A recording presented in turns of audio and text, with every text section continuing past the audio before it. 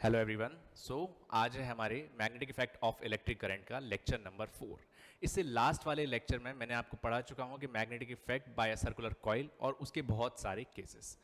मैं इस वाले लेक्चर में पढ़ाने वाला हूँ सोलेनॉइड के बारे में, और मैंने आपको पिछले लेक्चर में एक प्रॉब्लम भी दिया था। उम्मीद है आपने सॉल्व कर लिया हो, अगर नहीं किया है तो मैं यहाँ पे करवा दूंगा। ठीक है, तो बिना किसी देरी के मेरी एक रिक्वेस्ट है कि कॉपी पेन हाथ में लीजिए, पानी की बोतल साथ में लीजिए और लेक्चर का मजा लीजिए। So let's start. पहले बात कर लेते हैं उस प्रॉब्लम के बारे में जो मैंने आपको पिछले वाले वीडियो में दिया था। मेरा प्रॉब्लम ये था कि सपोज करो मेरे पास आर्क है इस तरीके से कुछ, और यहां पे सेंटर में उसने मैग्नेटिक फील्ड मांगी थी और यहां पे कुछ एंगल भी दे रखा है थीटा, और मैंने आपको करंट भी दे रखा था जो कि कैसा था, इस तरीके से। ठीक है, अब मैंने यहाँ पे आपको रेडियस लेने के लिए बोला होगा, या तो R1 बोला होगा या A या B, हमने कुछ इस तरीके से लिया होगा। तो मैं तो यहाँ पे लेके चलता हूँ, इसको मैं R1 लेके चल रहा हूँ, और यहाँ से लेके जो ऊपर तक है उसको R2। ठीक, अब यहाँ पे जो ये कंडीशन रखी थी, तो हम क्या रखते हैं कि मैंने तुम्हें सबसे पहले ही बता दिया था कि मैग्नेटिक फील्ड किसके कारण कितनी होगी। तो बच्चा जो करंट यहाँ पर है, करंट तो वही यहाँ पर है, अब यूं करके जा रहा है वायर में। ठीक है, अब देखते हैं किसकी वजह से किधर की तरफ होगी मैग्नेटिक फील्ड की डायरेक्शन। तो पहले देखो कि सर ये अगर मैं इस वाले स्ट्रेट कंडक्टर की बात करूं और इस पॉइंट पे निकालूं, तो मतलब इस करंट का जो डीएल है वो भी इस डायरेक्शन में, और जो आर वेक्टर है वो भी इस डायरेक्शन, मतलब DL vector cross R vector करूंगा तो मतलब जीरो हो जाएगा। ठीक है, अगर यही चीज मैं इधर भी करके दिखाऊंगा तो देख बच्चा, डीएल वेक्टर और आर वेक्टर इधर, तो मतलब इस वाले केस में क्या है sir, DL vector cross R vector angle बन रहा है 180 का, मतलब फिर से जीरो, क्रॉस लेते हैं ना। ठीक है, तो सिर्फ मैग्नेटिक फील्ड इन दोनों की वजह से आएगी। सर इसकी वजह से मैंने नाम रख दिया, मैग्नेटिक फील्ड आएगी कुछ B1, इसकी वजह से आएगी कुछ B2। अच्छा, तो देख बेटा, हमने राइट हैंड थंब रूल सीखा था for circular wires, for wire, ठीक है, जहां पे करंट गोल गोल घूम रहा था उसके लिए। तो मैंने क्या करा, घुमाया। सर इस वाले की वजह से अगर करंट मेरा ऐसे, तो मैग्नेटिक फील्ड अंदर की तरफ, तो B1 की वजह से तो बच्चा अंदर की तरफ, B2 की वजह से बाहर की तरफ। अरे सही है क्या? ठीक है, तो मैंने क्या करा, नेट मैग्नेटिक फील्ड निकाल रही है, और नेट मैग्नेटिक फील्ड बच्चा क्या निकल के आई सर, B1 माइनस B2, और जो नेट मैग्नेटिक फील्ड निकल के आएगी सर वो अंदर की तरफ होगी कि बाहर की तरफ। एक मिनट रुक जाओ, तो पहले B1, तो भैया पहली बात तो सर इसके लिए आर्क के लिए मैग्नेटिक फील्ड का फॉर्मूला क्या हुआ करता था, पहले तो आप यही बता दीजिए। तो भैया इसके लिए फॉर्मूला हुआ करता था mu naught I by 4 pi R, अब साथ में चलता था थीटा। थीटा यहाँ पे बच्चा R, अब जो R मैंने लिया है, सपोज कर बच्चा ये जो R मैं ले रहा हूँ, यहाँ पे वो R कितना दे रखा है, तो सर B1 के लिए तो दे रखा है R1 minus mu naught I theta divide by 4 पाई, और ये R2। अच्छा, B1 की वजह से मैग्नेटिक फील्ड अंदर की तरफ, B2 की वजह से मैग्नेटिक फील्ड बाहर की तरफ। ठीक है, सही है क्या? अब इसमें से ऐसा कुछ है जो कॉमन आ सकता है, सर म्यू नॉट I भी कॉमन आ सकता है, थीटा कॉमन आ सकता है, 4 पाई कॉमन आ सकता है, बस अंदर क्या रह जाएगा, 1 by R1 minus 1 by R2। Magnetic field किसकी ज्यादा, B1 ज्यादा कि B2 ज्यादा? कि सर B1 ज्यादा, क्योंकि वायर के पास से इसकी जो R है वो कम है, और मैग्नेटिक फील्ड तो इनवर्सली प्रोपोर्शनल थी। अरे सही है क्या? ठीक है, तो इसी हिसाब से जो मेरे पास आंसर क्या आएगा सर, म्यू नॉट I और थीटा और बाय 4 पाई तो मैं बाहर ले लूंगा, और यहाँ क्या आएगा 1 by R1 minus 1 by R2। अरे ये चीज़ सही है क्या? ठीक है, और जो मैग्नेटिक फील्ड बनेगी वो किसकी तरफ बनेगी, कि भैया अंदर की तरफ। मैग्नेटिक फील्ड की मेन डायरेक्शन इनवर्ड, क्योंकि B1 वाली बड़ी है ना, इसलिए बबूगा। ठीक है, अरे करें क्या, चलो नेक्स्ट देखो। यहां से कभी हमें दिक्कत नहीं होनी चाहिए, कभी भी हमेशा ऐसी वाली कंडीशन जब हमारे पास रहती है तो हमें सेम चीजें हमेशा रखनी पड़ती हैं। अब सेम जब कंडीशन हम यहाँ पे रखते हैं, यहाँ पे बहुत सारी कंडीशन हमें रखनी पड़ती है, तो हम उन कंडीशंस के बारे में बात करते हैं हमेशा जो हमेशा यहाँ रहती हैं। अब जैसे अब बात कर रहे हैं बच्चा हम सोलेनॉइड के बारे में। सोलेनॉइड बच्चा आप में से बहुतों ने 10th में पढ़ रखा होगा सोलेनॉइड। ठीक है, तो सोलेनॉइड की डेफिनेशन, उनकी सारी चीजें कैसे करके बनाया जाता है, कैसे वो हेलिक्स पाथ वाली बातें होती थी, तो याद रखो इन सब चीजों को। ठीक है, तो हम क्या करते थे, हम इसके बारे में क्या किया करते थे कि भैया हम वायर को किसी भी, मतलब उस पर हॉलो सिलेंड्रिकल कोई हमारे पास कोई चीज है, उसके ऊपर हमने वायर को बांध दिया, तो हम उसको सोलेनॉइड कह रहे थे। इतना ध्यान है क्या? So wire wound closely space spiral ऐसे करके कुछ ले सकते हो आप, इससे मतलब कुछ भी अपने मन से जो आपने पढ़ा हो उसके लिए ले सकते हैं। सो ऐसे आप लिख सकते हो वायर बाउंड क्लोजली, ठीक है। अब भैया लेकिन हाँ कौन से पाथ पे, ये भी इन हेलिक्स पाथ, इन हेलिक्स पाथ। भैया कैसे, सपोज कर बच्चा ऐसे करके ही तो हम कुछ लिया करते थे, वहां पे हम क्या करते थे, ठीक, हमने वायर को बांध दिया, ठीक है। अच्छा करंट किधर की तरफ दौड़ाना चाहते हो? सर करंट में दौड़ाना चाहता हूं इधर की तरफ। अरे कहीं ना कहीं करंट इधर की तरफ, यही मेरा सोलेनॉइड होता था क्या? तो बच्चा यहां से तो करंट आ रहा है, मतलब करंट इधर से बाहर की तरफ से दिख रहा है, ठीक है, और इधर से अंदर की तरफ दिख रहा है। ये चीज मेन कंडक्शन समझ में आई कि नहीं आई? ये चीज हमें सोलेनॉइड के लिए बहुत कुछ सिखाती है। तो इसके लिए बच्चा ये तो हमें यहीं से ध्यान रखना पड़ेगा कि कैसे कैसे हम सोलेनॉइड में केसेस लेते हैं और कैसे कैसे बस चीजें रहती हैं, मतलब करंट की डायरेक्शन क्या होगी तब से कि मैग्नेटिक फील्ड की डायरेक्शन तभी निकाल लेंगे। सपोज कर बच्चा ये बाहर की तरफ है, अब करंट की डायरेक्शन बाहर की तरफ मतलब मैग्नेटिक फील्ड ऐसे जा रही है, ठीक है, ऐसे अंदर की तरफ ऐसे, और बाहर की तरफ ऐसे। तो आपने देखा भी होगा मैग्नेटिक फील्ड अंदर तो एकदम स्ट्रेट सी चलती है, बाहर ही ऐसे इस तरीके से चल रही है, ठीक है, बाहर कैसे चल रही है? अब देख इधर से अगर तुम डायरेक्शन पता लगाओगे तो cross cross cross, magnetic field कैसी, इधर की तरफ, ठीक है, क्रॉस है कर्ल फिंगर तो इधर की तरफ। तो ये मेरे पास बच्चा सोलेनॉइड का ऐसा केस आ जाता है, ठीक है। अब यहाँ पे हम बहुत सारे वाउंड करते हैं वायर, हमने बहुत ज्यादा क्लोजली वाउंड, क्लोज फिगर ऐसे करके कर दिया, तो हमने क्या करा, तो मैंने क्या करा सर, बहुत सारा वायर जो बांधा था उसकी length N number of turns लगा दिए उसने, एन नंबर ऑफ टर्न्स लगा दिए, तो मैं उसको डिवाइड कर रहा हूँ एल से। एल क्या है? लेंथ ऑफ सोलेनॉइड, तो number of turns per unit length हम उसको एन बोलने लग गए थे, ठीक है। कभी कभार आगे जाके मैं आपको D N by D X भी बोल सकता हूँ, तो मैं उसको भी एन ही कहूँगा, ठीक है, इस चीज़ को ना भूलें आप, ठीक है। यहाँ पे कभी कभार मैं छोटा सा एलिमेंट ले लूँ तो मैं उसके लिए क्या लिख सकता हूँ यहाँ पे भैया कि मैंने इसको dx ले लिया, तो उसके लिए मैं क्या लिख सकता हूँ कि भैया ये dn बाई dx भी क्या है, n है, ताकि मैं dn को क्या लिख सकता हूँ, n dx, ठीक है, ये अलग है ये अलग, इस तरीके से इसको दिखा सकूँ। ये बात सही है क्या? तो यहाँ पे आपको ये प्रॉब्लम नहीं रहनी चाहिए, ठीक है। तो सबसे पहली कंडीशन क्या रहती है बच्चा इस केस में, जब हम ऐसे वाले केसेस लेते हैं? अच्छा कि सर यहाँ पे हमारे पास कभी भी कोई ऐसी कंडीशन रहती है क्या जहाँ पर यहाँ पे हम किस कंडीशन में बात करते हैं? सर ये जो आपने एन निकाला है कि इसकी कोई यूनिट भी होती है? हाँ बच्चा होती है यूनिट। इसकी डायमेंशन भी होती है, डायमेंशन कितनी होती है? तो बच्चा L-1 इसकी डायमेंशन होती है, ठीक है, इसे ध्यान रखेंगे। अब L-1 इसकी बच्चा डायमेंशन, अब ठीक है। अब एक और देखो, और अगर डिटेल में इसके बारे में बात करी जाए तो मैंने आपको ऑलरेडी सिखा दिया है,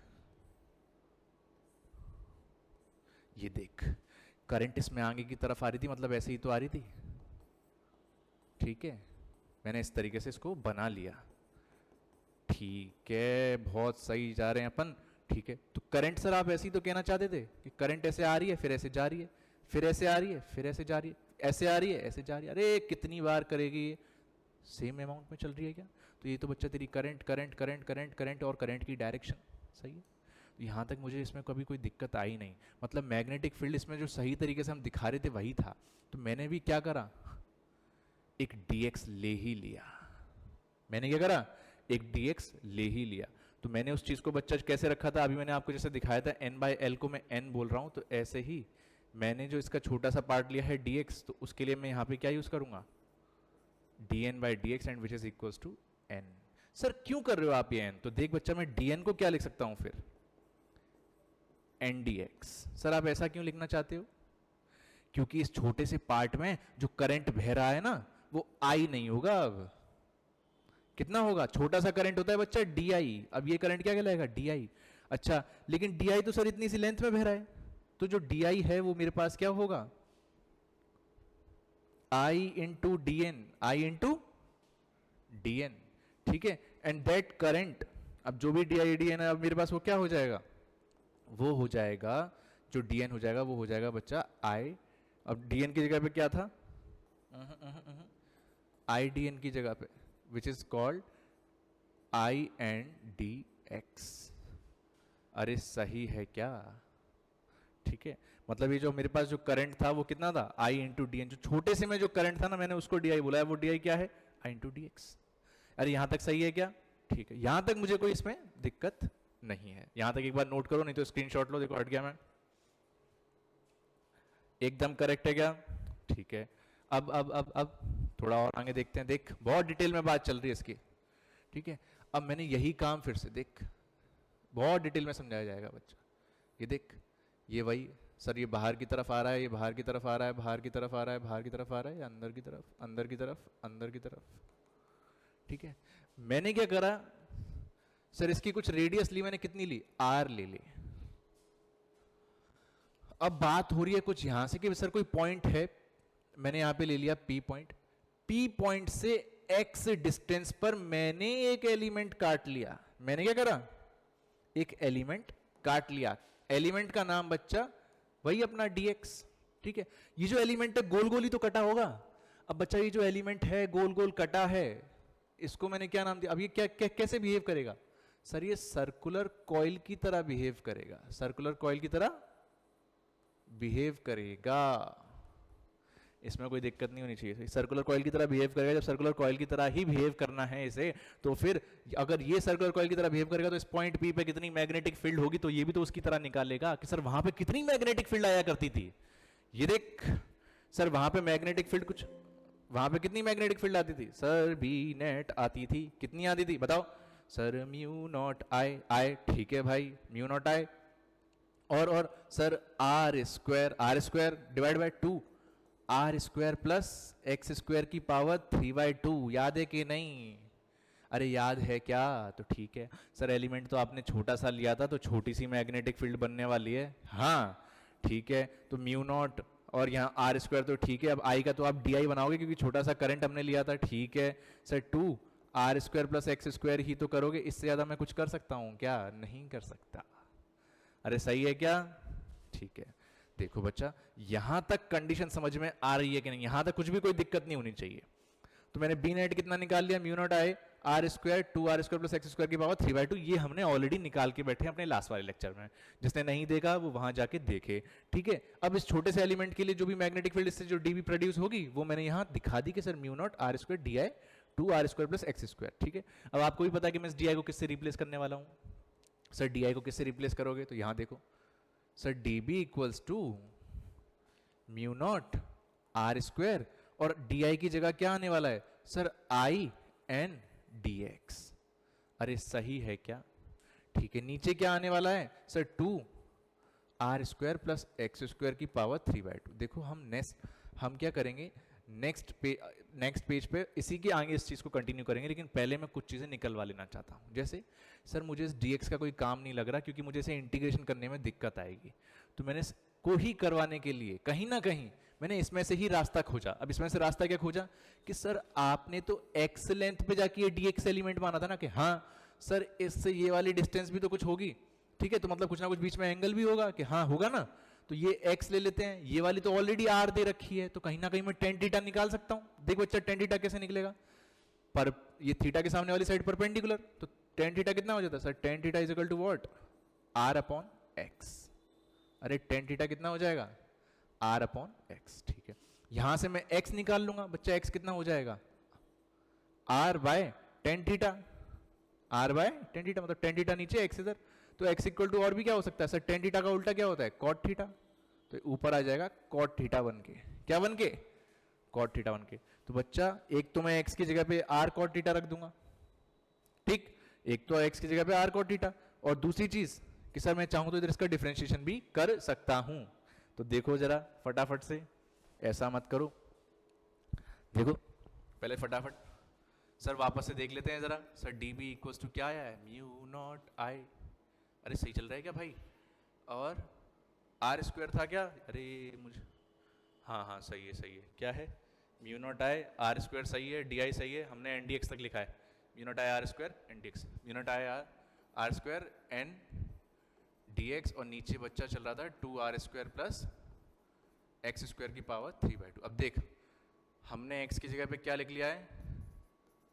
r cot theta.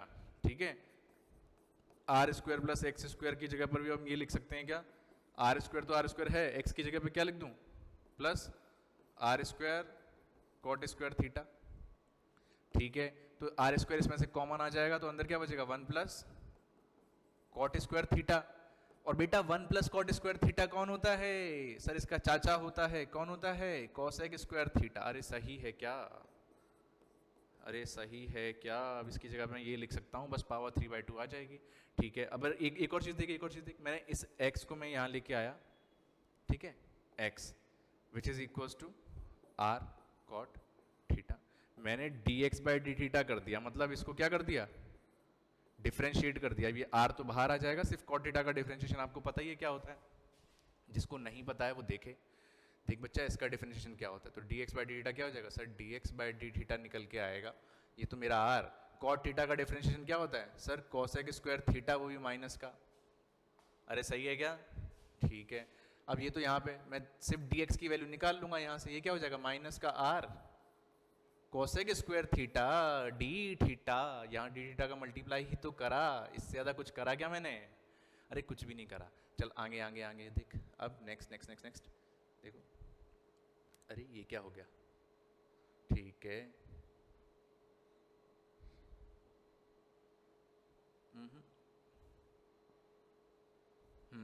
Are square, ये क्या हो गया, कोसेक स्क्वायर थीटा। क्या मैं दोनों की वैल्यू अब इसमें डाल दूं क्या, दोनों की वैल्यू अपन इसमें पटक सकते हैं क्या, ठीक है, ले अब इसमें देखना जरा, पहले इसके देखो, dx की वैल्यू पटकवाना इधर और यहाँ पे इसकी वैल्यू, ठीक है, तो dx की जगह पे अब मैं क्या रखने वाला हूँ, यहीं पे रख लेते हैं, चल db equals to mu not I, ये आर स्क्वायर बच्चा, और ये एन भी था, ठीक है, और ये साथ में कौन है, सर माइनस का माइनस बाहर ले लेता हूँ, आर dx की जगह पे cosec square theta D theta, divide में कौन चल रहा है, नीचे 2, R square plus X square की जगह पे क्या रखूंगा, sir R square cosec square theta. अरे सही है क्या, ठीक है, यहां तक तो चल कोई गेम नहीं, यहां तक तो सबको समझ में आ रहा है। अब कुछ कैंसिल वैंसिल हो रहा है तो करो, ठीक है, sir cosec square theta cosec square theta, अरे रुक जा, अभी नहीं अभी नहीं अभी नहीं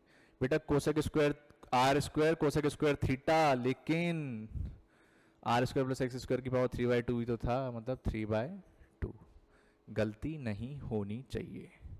ठीक है, चलो अब इसे करते हैं बच्चा नेक्स्ट पे, यहाँ पे ख़त्म ही कर देंगे इसको।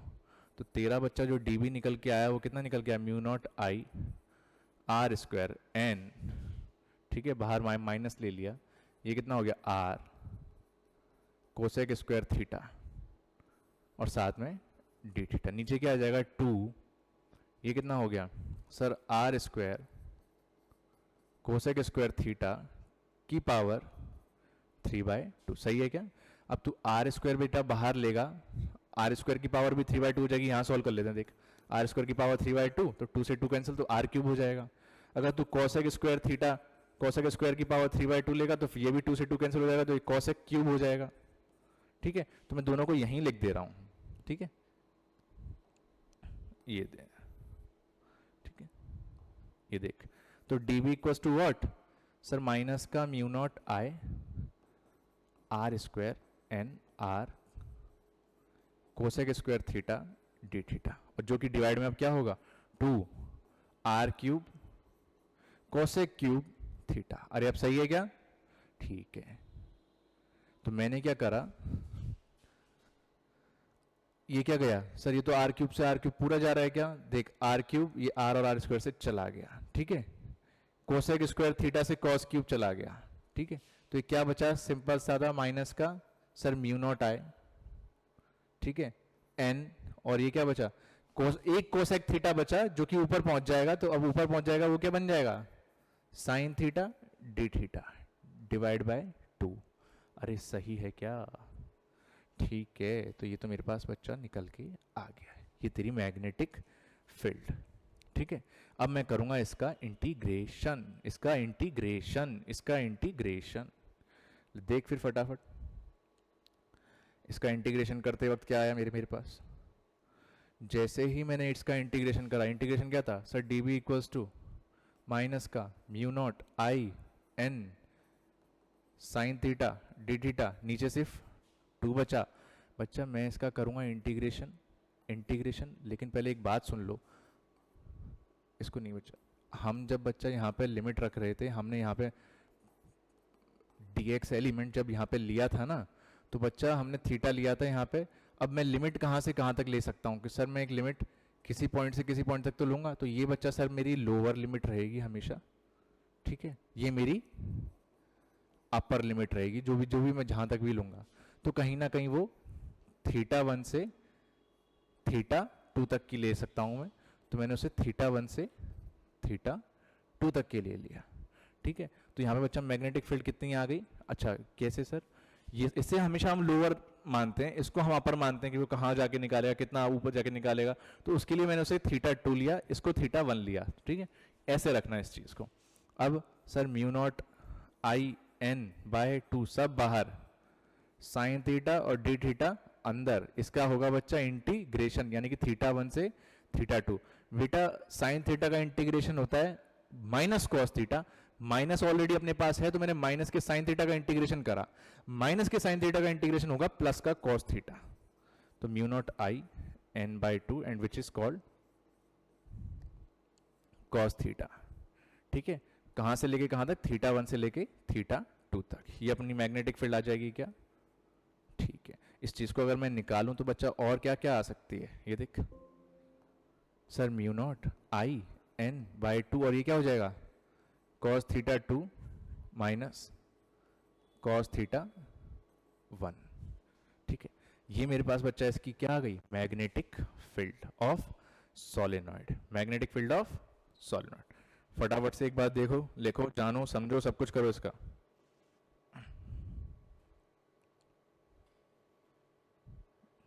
एक बार से सबको सभी स्क्रीनशॉट लो।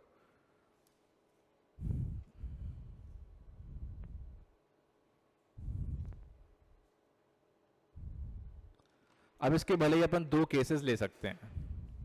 2 केसेस कैसे लेंगे? देखो बच्चा, फटाफट 2 केसेस बन सकते हैं इसके कि सर पहला केस तो बनेगा थीटा आप कुछ लो अपने हिसाब से, थीटा 1 थीटा 2 थीटा 1 थीटा 2 कुछ, कि कहां से कहां तक रख सकते हैं हम इसको।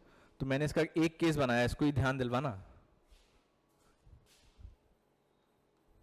केस 1, ठीक है, थीटा 1 बोलते हैं बच्चा 180 और थीटा 2 मैंने बोल दिया 0, ठीक है। मैग्नेटिक फील्ड कितनी थी? म्यू नॉट, रुक जा, कितनी है, कोई दिक्कत नहीं होनी चाहिए, म्यू नॉट आई एन, ठीक है, mu not I N by 2, ठीक है, म्यू नॉट बाय 2। और ये क्या हो जाएगा? कॉस थीटा 2, कॉस थीटा 2 कितना था? कॉस थीटा 0, ठीक है, और माइनस कॉस 180 ले कर दिया sir mu not I N by 2, और कॉस 0 क्या होता है? 1 माइनस का, अब माइनस तो माइनस रहेगा ही, ठीक है। कॉस 180 भी क्या होता है? माइनस का 1, तो माइनस माइनस प्लस, तो ये हो जाएगा 2, 1 + 1 2, तो ये कितना रह गया? सिर्फ म्यू नॉट एन आई। ये तेरी है बच्चा मैग्नेटिक फील्ड, ठीक है। और ये कहां पर आती है? At centre. देखो मैं तुम्हें यहां से एक चीज और समझा देता हूं। सपोज कर बच्चा तेने यहाँ पे कहीं पॉइंट पी पे, यहाँ पे तेने dx एलिमेंट माना था, ठीक है। अब जो भी तेने थीटा लिया हो, अब हम क्या कर रहे हैं कि यहाँ से मैंने क्या करा, एक थीटा 2 ले लिया, एक लिमिट जो थीटा 1 के लिए ली गई थी, इस तरीके से लिया गया है, ठीक है। तो मैंने ये तो सेंटर पे माना। इसके अलावा केस 2 और भी हो सकता है। केस 2 क्या हो सकता था? अब देखो पहले कि सर केस 2 अगर हम लेना चाहेंगे इसके लिए कि सर मैं बिल्कुल एंड पे जाके मानूंगा। एंड पे जाने का कहने का क्या मतलब है? सपोज कर ये तेरा सोलेनॉइड, ठीक है। अब वापस से वही वाली कहानी कि यहां पे तो बच्चा अब केस कितना लेगा कि सर एक तो आप केस नंबर सेकंड, अब ये है कहां पे? ये जो पॉइंट है ये कहां पर है? लोअर एंड पर है कि अपर एंड पर है? कि सर अपर एंड हम कभी भी मानते ही नहीं, ठीक है। तो हमेशा इसे लोअर एंड पर ही मानते हैं, ठीक है। तो मैंने क्या करा कि यहां से अगर मैं मैग्नेटिक फील्ड अपर पॉइंट पर निकालने की कोशिश करूं, मतलब मैग्नेटिक फील्ड का वो जो एंगल है यहां से अगर मैं देखना चाहूंगा, तो भैया वो तो एकदम कहां, या पैरेलल पैरेलल पैरेलल पैरेलल तुम लेके चलोगे, एंड पे जाके कहीं पर भी मिलने वाला तो नहीं है, ठीक है, तो मैंने क्या करा सर, थीटा 1 को कर दिया 90 डिग्री, थीटा 2 को कर दिया 0। अरे सही है क्या, हमेशा एंड पे इस तरीके से एंगल लिया जाता है। तो मैंने क्या करा, मैग्नेटिक फील्ड लिया म्यू नॉट आई, फिर से वही same n by 2 cos theta 2 कितना है 0 माइनस कॉस 90। सही है क्या, कॉस 90 सबको पता है 0 होता है, तो मैग्नेटिक फील्ड कितनी आ जाएगी mu not an I by 2। अरे सही है क्या, देखें। अच्छा और क्या बातें हो सकती हैं इसमें, और तो इसमें कुछ भी नहीं है। ठीक है, अब ऐसी कंडीशंस में हम हमेशा सोलेनॉइड को और भी अच्छे तरीकों से करवाते हैं। जब सेम चीज़ जब मैं तुम्हें सोलेनॉइड को फिर से जब पढ़ाऊंगा, हम जब टॉरॉइड की बात करेंगे तो मैं फिर से सोलेनॉइड का ही एग्जांपल लूंगा कि कैसे मैंने सोलेनॉइड को घुमा के उसको एकदम चूड़ी की तरह बना दिया और फिर एक कड़े की तरह बना दिया, कैसे घुमाया, कैसे हम इसको वर्क करवाते हैं, तो उसमें भी ये चीज़ जानेंगे। फिलहाल कि तुम्हारा इसको एकदम डिटेल में ये चीज़ कवर होना ज़रूरी है। ठीक है, तो इससे हर एक चीज़ पर अंडरस्टैंडिंग रखो। नेक्स्ट लेक्चर में हम इसके ऊपर क्वेश्चन भी कराएंगे और सोलेनॉइड को और अच्छे तरीके से डिटेल में पढ़ेंगे। इसके साथ नेक्स्ट लेक्चर में एम्पियर सर्किटल लॉ और जितने भी हमारा टॉयलेट का केस, जितने भी और हम बचे कुछ जितने भी टॉपिक हैं, सबको कवर करने की कोशिश करेंगे। Thank you so much.